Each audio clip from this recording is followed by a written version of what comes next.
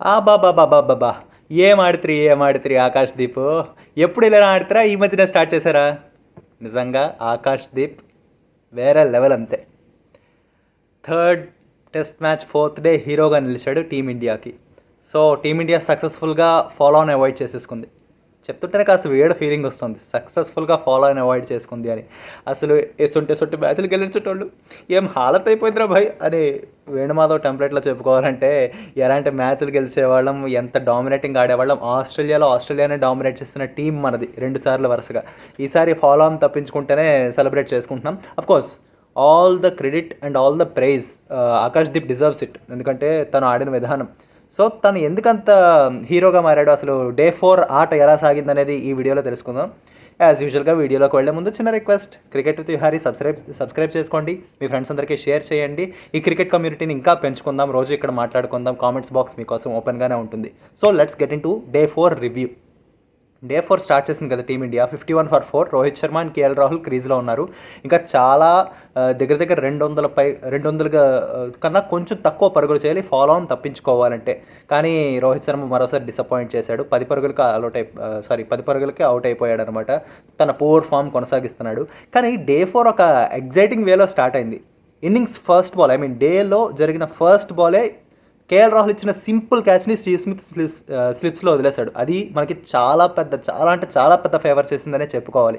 KL Rahul ఆ ఒక్క ball maybe కాస్త మిస్జడ్జ్ చేసాడేమో. మిగిలిన ఇన్నింగ్స్ అంతా అసలు పర్ఫెక్ట్ క్లాస్. హోల్ సిరీస్లో ఇండియా తరపున the best batter KL Rahul. ఇప్పుడు ఖచ్చితంగా తనవే రన్స్ కూడా ఎక్కువ ఉంటాయి. 84 రన్స్ చేశాడు ఈ ఇన్నింగ్స్లో. పాపం చాలా బాధగా అనిపించింది నాకు, ఎందుకంటే ఈ సిరీస్లో 2వ సెంచరీ మిస్ చేసుకున్నాడు. పర్త్లో కూడా 70s అవుట్ అయిపోయాడు, ఇప్పుడు 80s. ఇవాళ he definitely deserved a century.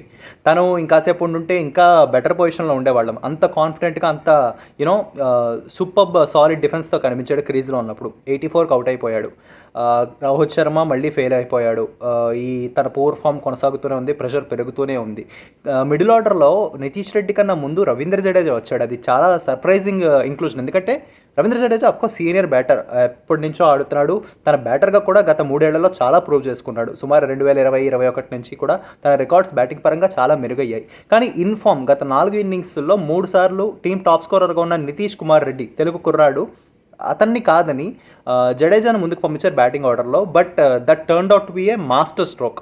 Jadeja చాలా మంచి ఇన్నింగ్స్ ఆడాడు. ఒక కౌంటర్ అటాకింగ్ అండ్ డిఫెన్స్ రెండు కలగలిపి ఇన్నింగ్స్ చాలా చక్కగా బిల్డ్ చేశాడు. కేఎల్ రాహుల్ జడేజా మధ్య మంచి పార్ట్నర్షిప్ కూడా నెలకొంది. కేఎల్ రాహుల్ అవుట్ అయిపోయాక కూడా జడేజా నితీష్ కుమార్ రెడ్డితో కలిసి ఇంకో మంచి పార్ట్నర్షిప్.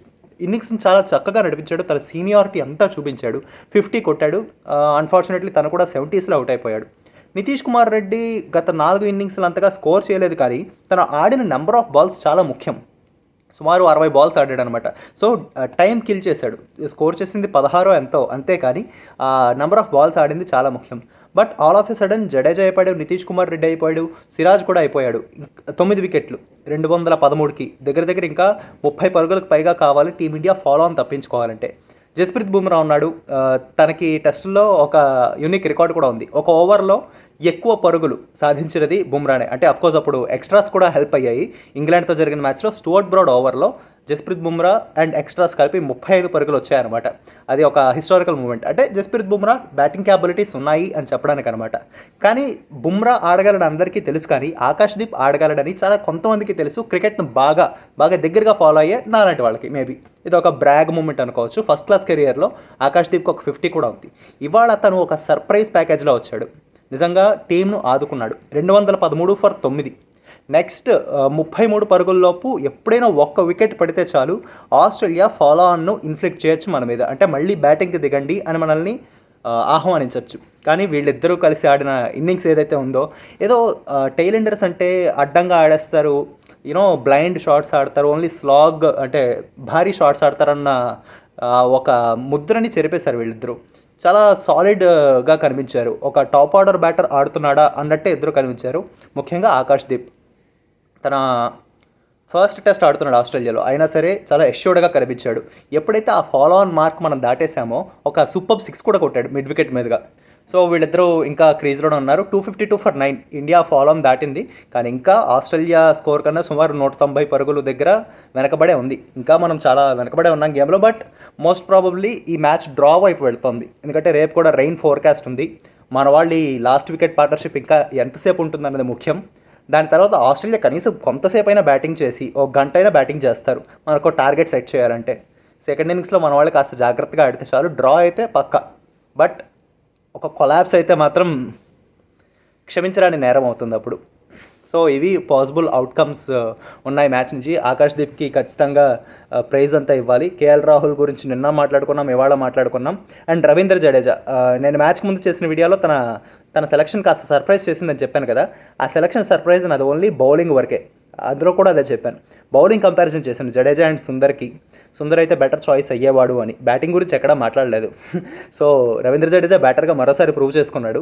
అది ఒక గుడ్ సైన్. ఇండియాకి మిడిల్ ఆర్డర్లో స్ట్రాంగ్గా ఉంది. రవీంద్ర జడేజా ఒక లెఫ్ట్ హ్యాండర్ వేరియేషన్ కూడా తీసుకొచ్చాడు. సో రేపు డే 5 కాస్త ఎగ్జైటింగ్ టెస్ట్ క్రికెట్ జరుగుతుందని చెప్పాలి.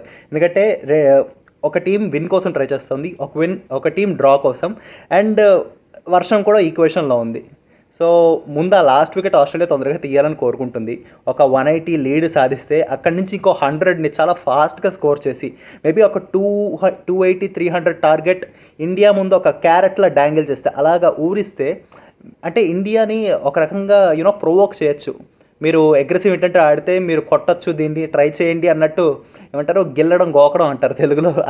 కొంచెం నవ్వుతూ ఒక లైటర్ వేలో చెప్పుకోవాలంటే అలా గిల్లి గోకి ఇండియాని టెంప్ట్ చేస్తే మేబీ ఆ టార్గెట్ మీరు కొట్టగలరని టెంప్ట్ చేస్తే ఆ రకంగా ఆ టెంప్టేషన్కి పడిపోయి వికెట్లు పడచ్చు.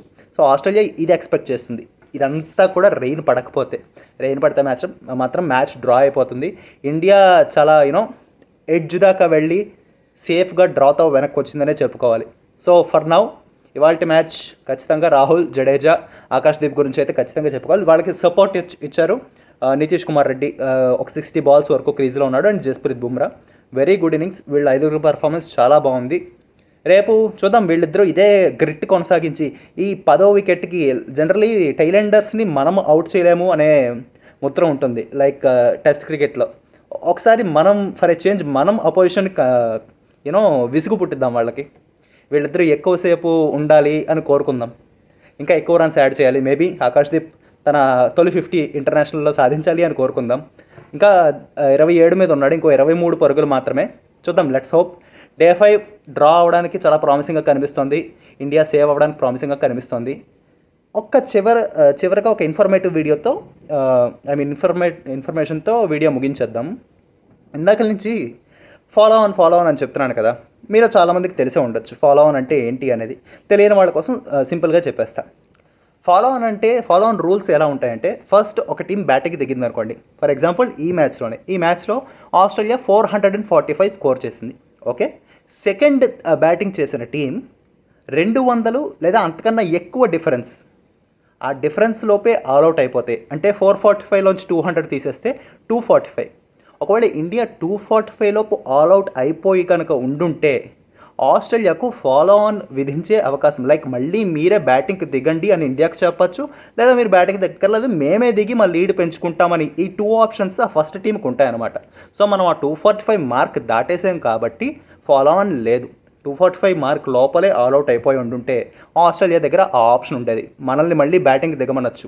మనం మళ్ళీ బ్యాటింగ్కి దిగుంటే ఆ మిగిలిపోయిన టోటల్ ఏదైతే ఉందో, ఆ 445లో మిగిలిపోయినది ఏదైతే ఉందో అది ముందు దాటాలి. దాని తర్వాత ఆస్ట్రేలియాకి ఒక టార్గెట్ సెట్ చేయాల్సి వచ్చేది ఒకవేళ మళ్ళీ మనం ఫాలో ఆన్కి దిగుంటుంటే. సో ఇది follow on scenario. Follow on rules అంటే ఇలా ఉంటాయన్నమాట. మంచి విషయం తెలుసుకున్నట్టయితే లేదా కొత్త విషయం తెలుసుకున్నట్టయితే క్రికెట్ విత్ విహారీ సబ్స్క్రైబ్ చేసుకోండి, ఫ్రెండ్స్ అందరికీ షేర్ చేయండి. కొత్త విషయం తెలుసుకోకపోయినా సరే మ్యాచ్ గురించి ఇన్సైట్స్ బాగున్నాయి, మరిన్ని వీడియోలు చేస్తూ ఉండు అని మీరు అనుకున్నా సరే షేర్ చేయండి. మరో ఇంట్రెస్టింగ్ వీడియోతో మీ ముందుకు వచ్చేస్తాను.